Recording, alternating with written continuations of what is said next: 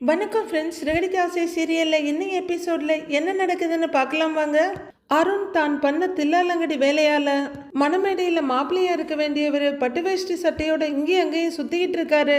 அருணும் அவங்க அம்மாவும் மணப்பெண் ரூமுக்கு வர அங்கே சந்திரா இருக்காங்க. அவங்க அழுதுகிட்டு இருக்க ஆன்டின்னு கூப்பிடுறாரு அருண். முன்னாடி வர்ற அருணோட அம்மா, ஏம்மா நல்ல நாள் அதுவுமா இப்படி அழுதுகிட்டு இருக்கீங்க அப்படின்னு கேட்க, விதியை நினைச்சு அழறேங்க. என் பொண்ணு என்னை இப்படி ஏமாத்துவான்னு நினைக்கவே இல்லை அப்படின்னு அவங்க சொல்ல, சீதாவையும் அருணையும் நாம முழுசா தப்பு சொல்ல முடியாது. முன்னாடியே நாம எல்லாரும் சம்மதிச்சிருந்தா இந்த மாதிரி எல்லாம் நடந்திருக்காது அப்படின்னு அருணோட அம்மா சொல்ல, சந்திரா அமைதியா நிக்கிறாங்க. சரி, இந்த நேரத்துல அதையெல்லாம் பேசி எந்த யூஸும் கிடையாது, முதல்ல கல்யாணத்தை முடிச்சிடலான்னு அவங்க அம்மா சொல்றாங்க. எங்க மாப்பிள்ளை இல்லாம அது மட்டும் நடக்காதுங்க அப்படின்னு சந்திரா சொல்ல, இப்படி சொன்னீங்கன்னா எப்படிமா, என்னதான் பண்ண முடியும், எல்லாரும் வெளியே வெயிட் பண்ணிட்டு இருக்காங்க. சரி, சீதா எங்கன்னு அருணோட அம்மா கேக்குறாங்க. சந்திரா எந்த பதிலும் சொல்லாம அமைதியா நிக்க, என்னாச்சு ஆண்டி, சீதா எங்கன்னு கேக்குறாரு அருண். சத்யா சீதா எங்கன்னு கேட்க, சீதாவும் அக்காவும் மாமாவை தேடி போயிருக்காங்க அப்படின்னு சத்யா உடனே பதில் சொல்லிடுறாரு. முத்து பார்ல உட்காந்துக்கிட்டு போன் எடுத்து பார்த்துட்டு, அப்பா நீ போன் பண்ணி எடுக்காம இருந்ததே இல்லப்பா, இப்ப அவரு போனையே எடுக்க விடாம பண்ணிட்டாங்க, அப்பா என்ன மன்னிச்சிடுப்பா அப்படின்னு போனை தொட்டு தொட்டு கும்பிட்டுட்டு இருக்காரு முத்து. அவரு கும்பிட்டுக்கிட்டே அப்படியே குப்புறப்படுத்துற இன்னொரு குடிமகன் வந்து பக்கத்து சேர்ல உட்கார்றாரு. முத்து மறுபடியும் 3 டம்ளர் வச்சு 3லையும் ஊத்தி மிக்சிங்க ஸ்டார்ட் பண்றாரு. வந்து உட்கார்ந்த மனுஷன், தம்பி எனக்கு ஒரு விஷயம் புரியலப்பான்னு சொல்ல, உனக்கு ஒரு விஷயம்தான் புரியல, எனக்கு எதுவுமே புரியல அப்படின்னு சொல்லிக்கிட்டே சரக்கு ஃபுல்லா ஈக்குவலா 3 டம்ளர்லையும் ஊத்தி முடிச்சிடுறாரு. 3 டம்ளர்ல ஊத்தி குடிக்கிறியே, அது எதுக்குப்பான்னு கேக்குறாரு. அதுவா, இது என் பொண்டாட்டி என்ன நம்ப வச்சு ஏமாத்திட்டா, இது அந்த ஃப்ராட் அருண் 2வது டம்ளருக்கு சொல்றாரு. இது அசிங்கப்பட்டவன், அதாவது நான் அப்படின்னு முத்து 3 டம்ளரையும் வச்சு கிளாஸ் எடுத்துக்கிட்டு இருக்க. ஓ புரியுது புரியுதுப்பா அப்படின்னு அந்த குடிமகன் சொல்ல, என்ன புரியுது அப்படின்னு முத்து கேக்குறாரு. இது ஓன் பொண்டாட்டி, இது எவனோ அருண்னு சொன்ன, இது வந்து அசிங்கப்பட்ட நீ அப்படின்னு 3வது டம்ளரை காமிக்கிறாரு. முத்து ஒவ்வொன்றுக்கு ஆமா ஆமான்னு தலையாட்டிட்டு இருக்காரு. இது கூட புரியாதான்னு சிரிக்கிற அந்த குடிமகன், உன் பொண்டாட்டி இந்த அருணோட ஓடி போயிடுச்சு, அதுல நீ அசிங்கப்பட்டுட்ட சரியா அப்படின்னு அந்த குடிமகன் சந்தோஷமா கேட்டுட்டு இருக்க.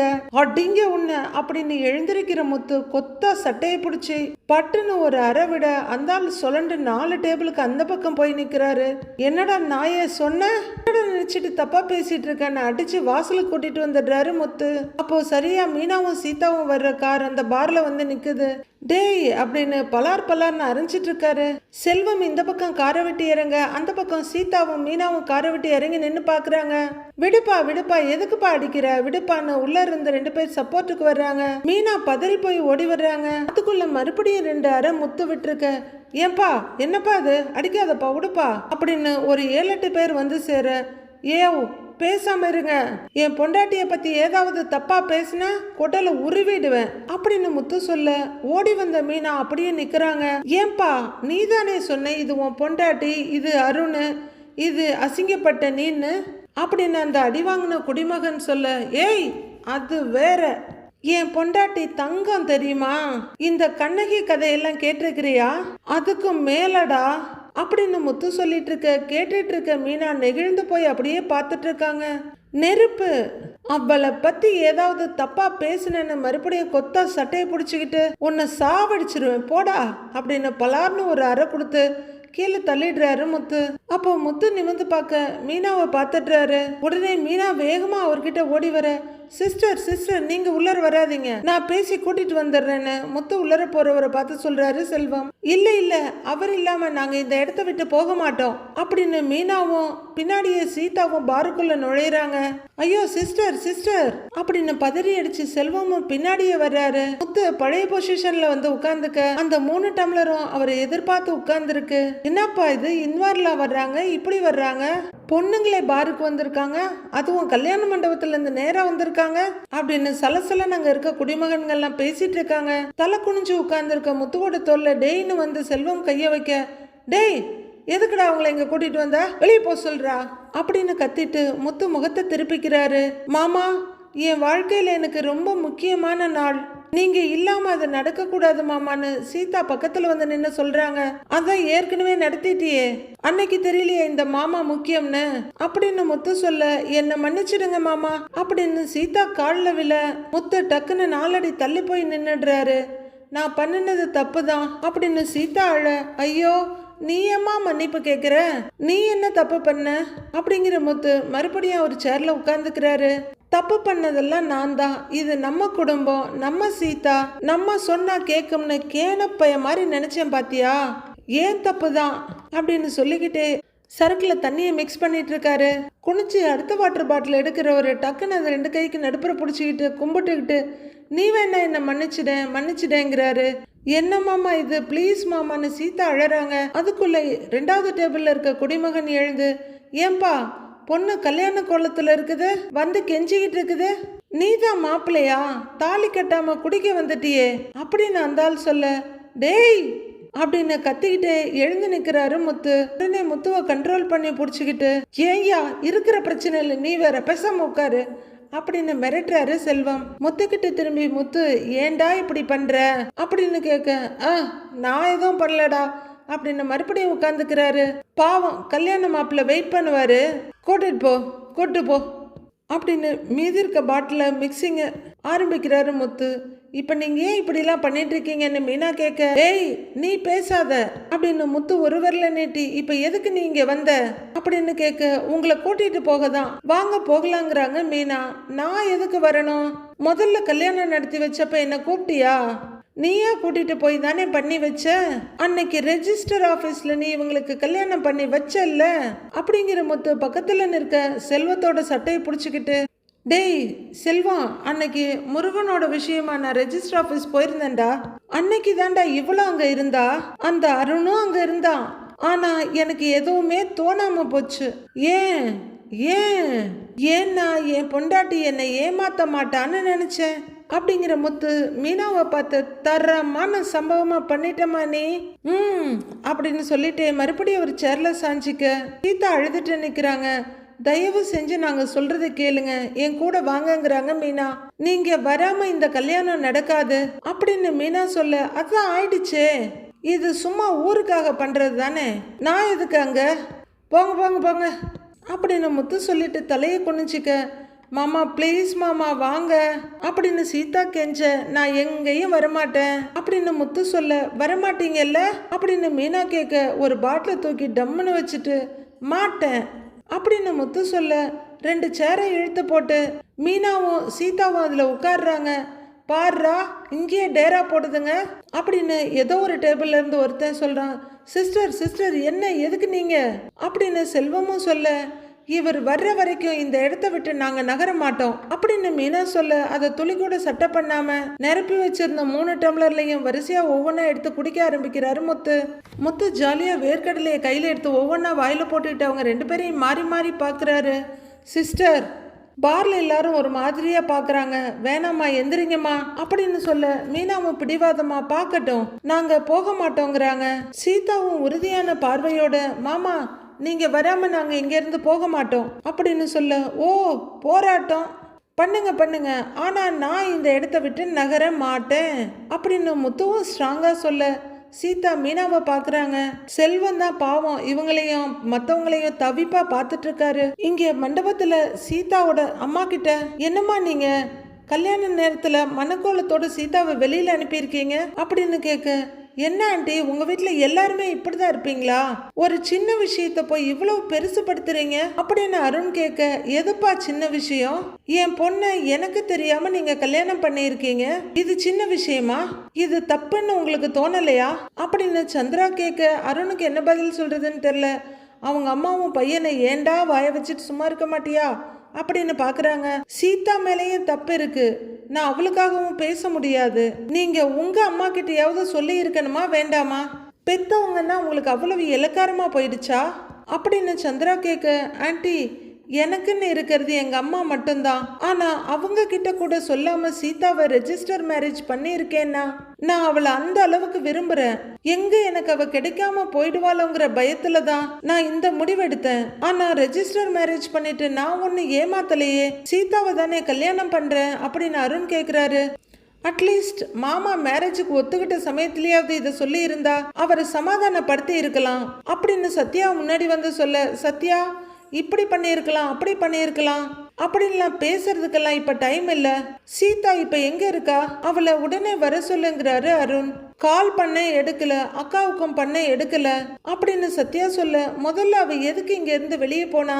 சீதாவுக்கும் எனக்கும் கல்யாணம் ஆயிடுச்சுல்ல, அப்பவே நான் அவளுக்கு ஹஸ்பண்ட் ஆயிட்டேன், என்கிட்ட சொல்லாம எப்படி போனான்னு உரிமையா கேக்குறாரு அருண். என்னடா இது இப்பவே இப்படி பேசுறாருங்கிற மாதிரி சந்திரா சத்யாவை பாக்குறாங்க. அருணும் ஏண்டா எப்படா இப்பெல்லாம் பேச முடியுது உன்னாலன்னு மகனை பாக்குறாங்க. ஏன்பா இன்னும் உங்களுக்கு ஊரறிய கல்யாணமே நடக்கல, அதுக்குள்ள சீதா சொல்லாம போயிட்டான்னு இவ்வளவு கோவப்படுறீங்களே? என் மாப்பிள்ள கூட கல்யாணமாகி மீனா 1 வருஷமா வாழ்ந்துகிட்டு இருக்கா, அவருக்கு தெரியாம அவ இப்படி பண்ணினது அவருக்கு எவ்வளவு கஷ்டமா இருந்திருக்கும், அத கொஞ்சம் யோசனை பண்ணி பாத்தீங்களா அப்படின்னு சந்திரா கேட்க, அப்பதான் அருணுக்கு தான் பண்ண காரியத்தோட விளைவு என்னன்னு தெரியுது. சாரி, அருணை பத்தி நானும் தப்பு கணக்கு போட்டேன் போல. ஒரு நிமிஷம் கழிச்சு வாயை திறக்கிறவர் அம்மாவை ஒரு பார்வை பார்த்துட்டு, அது அவங்க பர்சனல் விஷயம் ஆண்டி, எல்லாரும் வெயிட் பண்றாங்க, இப்ப என்ன சொல்லட்டும்? சீதாவை வர சொல்லுங்கன்னு அருண் சொல்றாரு. அவ வர்றது முக்கியம் இல்ல, எனக்கு என் மாப்பிள்ள வரணும், அவர் இல்லாம இந்த கல்யாணம் நடக்காதுன்னு பிடிவாதமா சொல்றாங்க சந்திரா. அருணோட அம்மாவும் அருணும் ஒருத்தர் டென்ஷனா பாத்துக்கிறாங்க. இங்க செல்வமும் டென்ஷன் ஆயிடுறாரு. டேய் முத்து, ரொம்ப ஓவரா போயிட்டு இருக்கடா, டேய் 3 கிளாஸா அடிச்சிட்டு இருக்கடான்னு அவரு கத்த. ஆஃப் பாயில் வந்துருச்சா அப்படிங்கிறாரு முத்து. டேய் அவங்க முகத்தை பாருடான்னு செல்வம் சொல்ல, டேய் முதல்ல இங்க இருந்து கூட்டிட்டு போடான்னு கத்துறாரு முத்து. ஏமா கல்யாண பொண்ணை இப்படி உட்கார வச்சிருக்கிறது சரியில்லைம்மா, வாமா போலாமா வாமா அப்படின்னு செல்வம் கூப்பிட, இவர் வராம இங்க இருந்து போக மாட்டோன்னு அப்படின்னு மீனாவும் பிடிவாதமா சொல்ல, மண்டபத்தில் இருக்க அருண், நானே சீதாவுக்கு ஃபோன் பண்ணுறேன் அப்படின்னு கால் பண்ண, சீதாவோட மொபைல் ரிங் ஆகுது. அவங்க கால் அட்டன் பண்ணாம மீனாவை பார்க்க அருண் ஃபோன் பண்ணிக்கிட்டு இருக்காரு. தயவு செஞ்சு வாங்கங்கிறாங்க மீனா. ஆஃப் பாயில விரல்ல தொட்டுக்கிட்டு, அவன் ஃபோன் பண்ணா எனக்கு என்ன, அவன் தான் கல்யாண மாப்பிள்ள, பொண்ணு எங்கன்னு தேடுறான், நீ கூட்டிட்டு கிளம்பு, நான் எதுக்கு அங்க வரணும் அப்படிங்கிற முத்து ஆஃப் பாயில அப்படியே சுருட்டி வாய்க்குள்ள போட்டுட்டு இருக்காரு. ப்ளீஸ் மாமா, உங்களை கெஞ்சி கேட்டுக்கிறேன், வாங்க மாமா அப்படின்னு சீதா சொல்ல, ஐயோ நீ ஏமா கெஞ்சுற, நான் சாதாரண டிரைவர், நீ போலீஸ கல்யாணம் பண்ணிக்க போற? ஏற்கனவே பண்ணிட்ட, உன் வாழ்க்கை உன் கையில இருக்குது, நீ என்ன வேணும்னாலும் பண்ணலாம், போய் மறுபடியும் கல்யாணம் பண்ணிக்கோ போ அப்படின்னு பயங்கர போதையில உளறிக்கிட்டு இருக்காரு. அதுக்கான காரணத்தை நான் சொல்லிட்டேன், அங்க எல்லாரும் சீதாவை தேடுவாங்க, இந்த கல்யாணம் இப்ப நின்னுட்டா அங்க எல்லாருக்கும் அசிங்கமாயிடுங்க அப்படின்னு மீனா சொல்ல, மத்தவங்க அசிங்கப்படுவாங்கன்னு நீ கவலைப்படுற, நான் அசிங்கப்படுறத நீ யோசிக்கவே இல்லையே, புருஷனை மீறி இவ இப்படி பண்ணிட்டான்னு அங்க எல்லாரும் பேசுனாங்கல்ல, அத நீ யோசிக்கலையே, நீ ஏன் யோசிக்க போற?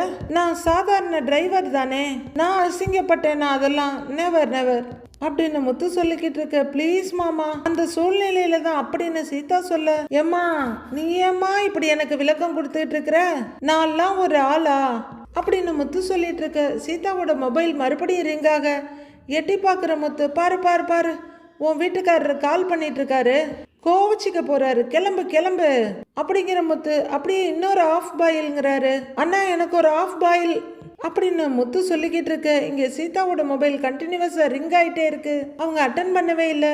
முத்து மறுபடியும் 3 டம்ளர் எடுத்து வச்சு 3 ரவுண்ட ஸ்டார்ட் பண்றாரு. அருண் சே அப்படின்னு போனை காதுல இருந்து எடுக்க, என்னாச்சு அருண் அவங்க அம்மா வந்து கேக்குறாங்க. கட் பண்றாமா, அவ எடுக்க மாட்டேங்கிறா அப்படின்னு அருண் டென்ஷனா நடக்க, அவங்க ஃப்ரெண்ட்ஸ் 2 பேர் வந்து, என்ன அருண் பொண்ணை காணோன்னு ரொம்ப நேரமா பேசிட்டு இருக்கீங்க, என்ன மறுபடியும் அப்படின்னு கேட்டு அருண் காதோரமா ஏதோ வந்து சொல்ல, அருண் பலார்னு ஒரு அறை விட்டுடுறாரு. உடனே இன்னொரு ஃப்ரெண்டு, ஏய் என்னடா அவனை போய் இப்படி அடிக்கிறாவே, நம்ம ஃப்ரெண்டுடா அப்படின்னு சொல்ல, என்கிட்ட தேவையில்லாததெல்லாம் பேசிட்டு இருக்காத, போ இங்க இருந்து கூட்டிட்டு போடா அப்படின்னு அருண் கத்த, அந்த ஃப்ரெண்டும் போடான்னு சொல்லிட்டு நீ வான்னு கீழே விழுந்த ஃப்ரெண்டை கூட்டிட்டு போயிட்டு இருக்காரு. இதெல்லாம் பார்த்து சந்திரா அழுதுட்டு இருக்காங்க. இங்க பார்ல அப்படியே கொஞ்சமா கூட்டம் கலையுது. டேய் முத்து, நீ பண்றது ரொம்ப தப்புடா, கல்யாண பொண்ணை இப்படி உட்கார வச்சுக்கிட்டு அப்படின்னு செல்வம் சொல்ல, டேய்னு கையை நீட்டி கத்துறாரு முத்து. சும்மா கல்யாண பொண்ணுன்னு சொல்லிக்கிட்டு நானாடா வர சொன்னேன் அப்படின்னு முத்து கத்திட்டு இருக்க. மறுபடியும் சீதாவோட மொபைல் ரிங் ஆகுது. அவங்க அழுகையோட மீனாவையும் முத்துவையும் மாறி பாக்குறாங்க. மறுபடியும் சீதா கட் பண்ணிட, அருண் வேற கால் பண்ணிட்டே இருக்காண்டா, சொன்னா கேளு முத்துன்னு செல்வம் கெஞ்ச, ஐயையோ போலீஸ் டென்ஷன் ஆயிர போறாருடா, போலீஸ் டென்ஷன் ஆயிர போறாருடா அப்படின்னு கத்துற முத்து சட்டுன்னு அடங்கிக்கிட்டு, அவன் ஏன் டென்ஷன் ஆக போறான்? அவன் தான் கல்யாணத்தை நேக்கா முன்னாடியே முடிச்சிட்டான்ல, அறிவாளிடாவன். என் வீட்டு பொண்ணு என்ன மீறி எதுவும் பண்ணாதுன்னு தோரணையா அவனை நான் பார்ப்பேன் அப்படிங்கிற முத்து 2 தடவை மூக்க சிந்திட்டு, இப்ப அப்படி பார்க்க முடியுமாடா? நம்ம வீட்டு ஆளுங்களை செருப்பால் அடிச்ச மாதிரி பண்ணிட்டாங்கல்லன்னு ரொம்பவே உடைஞ்சு போய் அழறாரு முத்து. தயவு செஞ்சு சொல்றத கேளுங்க, உங்களுக்கு என்ன கோவமா இருந்தாலும் அப்புறம் காட்டுங்க, திட்டுங்க, அடிங்க. இன்னைக்கு அவளுக்கு கல்யாணம், அவளை பாருங்க அழுதுட்டு இருக்கான்னு அழுகையோடு சொல்றாங்க மீனா. ஏய் ஏய் நீ பேசாத, உனக்கெல்லாம் பேசுற ரைட்ஸே கிடையாது அப்படின்னு முத்து கத்த.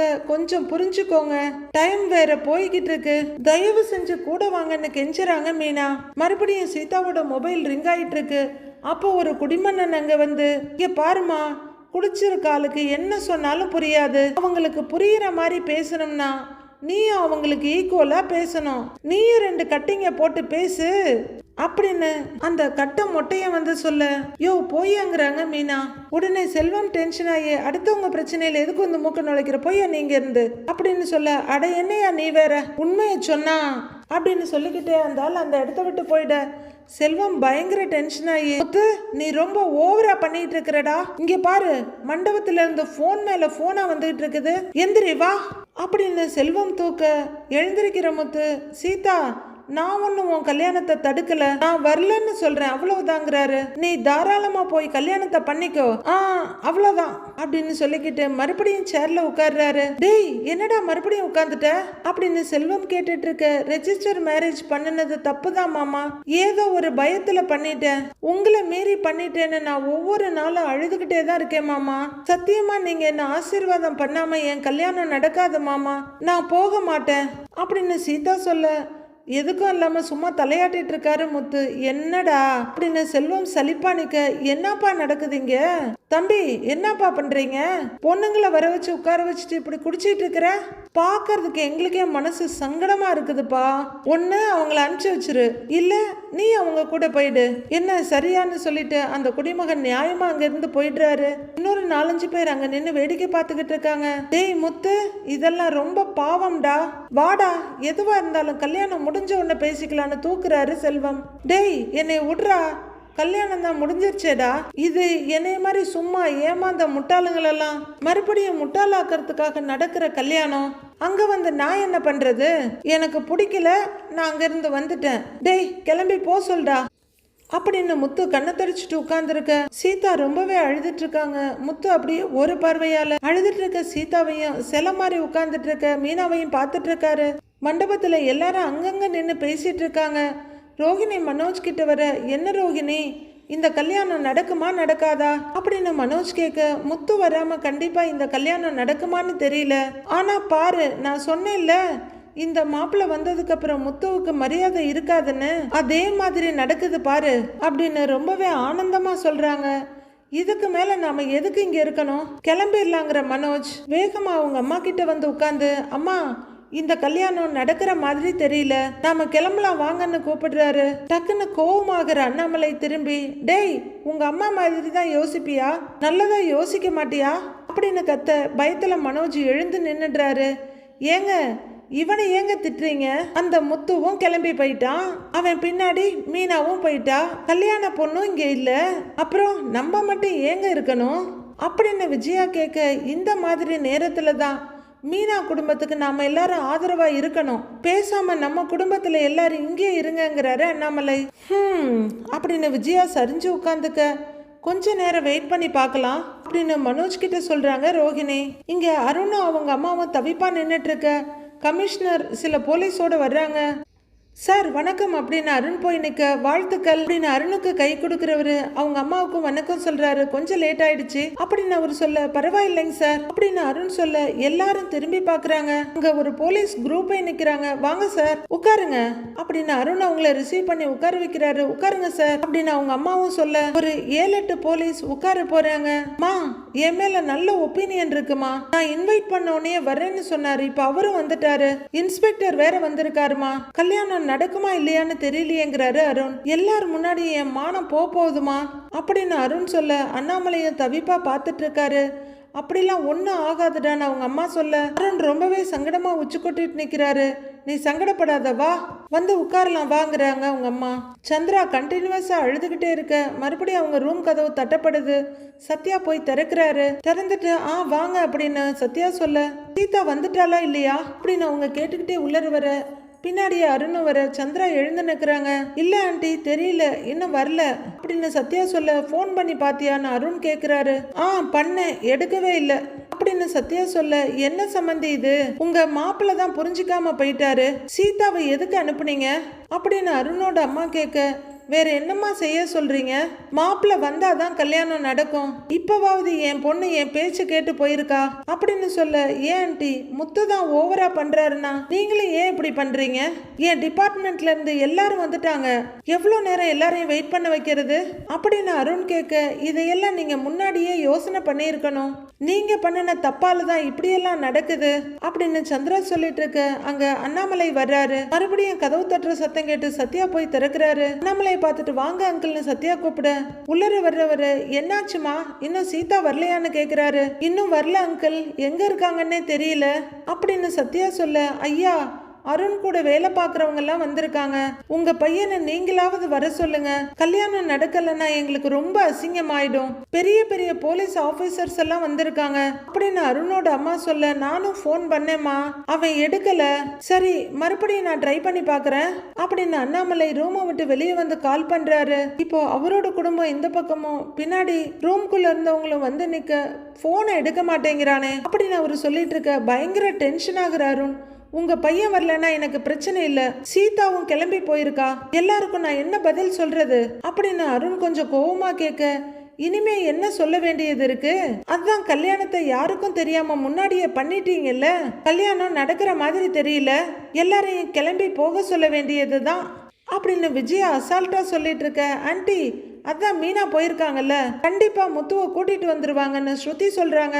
அப்போ அவரோட வீணா போன கொல்லைக்கு அருண் பக்கத்துல வந்து அருண் கொஞ்சம் இப்படி வா அப்படின்னு கூட்டிட்டு போறாரு. எல்லாரும் என்னமோ ஏதோன்னு பாத்துட்டு இருக்காங்க.